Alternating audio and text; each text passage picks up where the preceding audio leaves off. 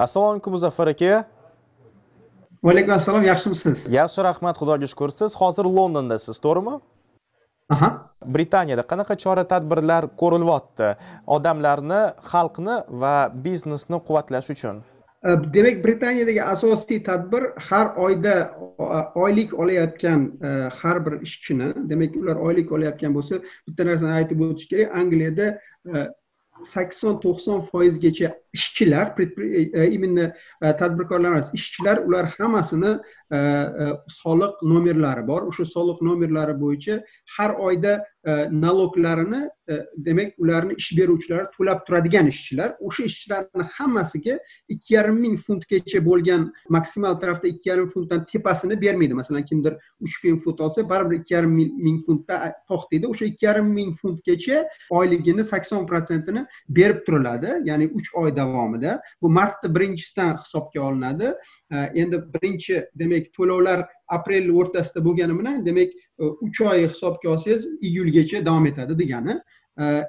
Shu ma'noda demak 9 millionga yaqin Angliyani ishchilari birinchi mana shu 2-3 hafta, 4 hafta ichida 9 millioni demak shunday zayavkalar berib, hozir shuni olishni boshlashadi va bu 3 oy davom etadi. Muzaffar aka, ishsiz aholichi, keyin nuroniylar, ularga qanaqadir ko'mak ko'rsatyaptimi davlat? Aha, именно demak ishsizlar, o'sha 6-7% aholi umuman hech qanday soliq jamg'armalari bo'yicha demak ish bilan ta'minlanmagani yoki davlat benefit sistema deydi, ya'ni davlat o'zining sistemasiga a'zo bo'lmaganlar, ular uchun demak beriladigan asosiy yo'llar xayriya tashkilotlari bor. Bu xayriya tashkilotlari masalan Food Bank deb ataladi. Bu Food Bank orqali bepul oziq-ovqatlar ulashish. Undan tashqari demak qariyalarga uylariga narsalar tashib olib borib berish, ularga bozor qilib kelish, masalan supermarketlardan shunga o'xshagan joylarga davlat o'zi yana 750 million funt ajratdi. Demak bunday jamg'armalar har xil kompaniyalar orqali homiylar qidirib ishlashgan bo'lsa, u homiylar albatta kommersiya organizatsiyalar hozir ishlamayotganini hisobga olib, davlat o'zi 750 million funt mana shu 3 oyga pul ajratgan. Shu pul ajratishlar orqali ular yana o'sha oziq-ovqatlar olib yoki o'sha dastavkalarni tashkillashtirish va shunga o'xshagan narsalarni 3 oy davomida shu 750 million orqali fondi orqali demak ta'minlab turishadigan bo'lishyapti hozircha. Kichik bizneslar hozir nima bo'lyapti? Demak, kichik biznesda ham ularni qanday qo'shyapti?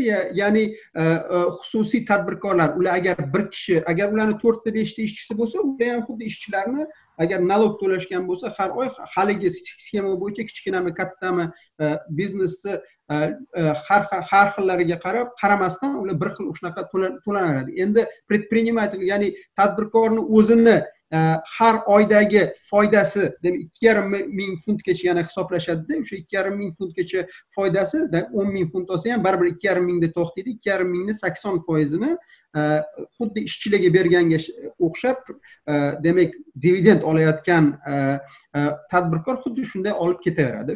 Shular 3 oy, 4 oy davomida. Katta biznes bo'yicha hozir nima bo'lyapti? Aksiyalarni o'zini sotib yormayaptimi? Demak, aksiya nuqtai nazaridan aksiyalar, ya'ni sarmoyador jamiyatlar hammasi demak bizni mana shu katta bozorlarda, fond bozorlarida unaqa aslida unchalik inqiroz bo'lib o'tgani yo'q. Birinchi demak martda 16-17gacha aksiyalar birdaniga 30-40% tushib ketgan bo'lsa, ular hozir demak 20-25% ni qaytarib chiqa olishdi degan ma'noda. Albatta eng yuqori joylardan hali ham 10-15% kam bo'lgani bilan unaqa demak fondoviy rynoklarda unaqa katta inqirozga uchralgan yo'q. Ularga boshqacha tarafdan yordamlar hozir katta kreditlar, ya'ni davlat tarafidan demak garantiya qilish. Mana bungacha yaqingacha shunday bo'lardi, agar kimdir borib kredit oladigan bo'lsa, предпринимательmi, biznesmi, o'sha biznesni asosan aksiyadorlari o'zlarini garantiyalarini berishardi. Bu demak o'sha kredit yoki qandaydir ish boshlashdan o'sha kreditni ham hozir davlat o'zini garantiyasini berib, banklar tez shunday mablag'larni berish uchun shunaqa choralar ko'rib yengillashtirib qo'yishdi.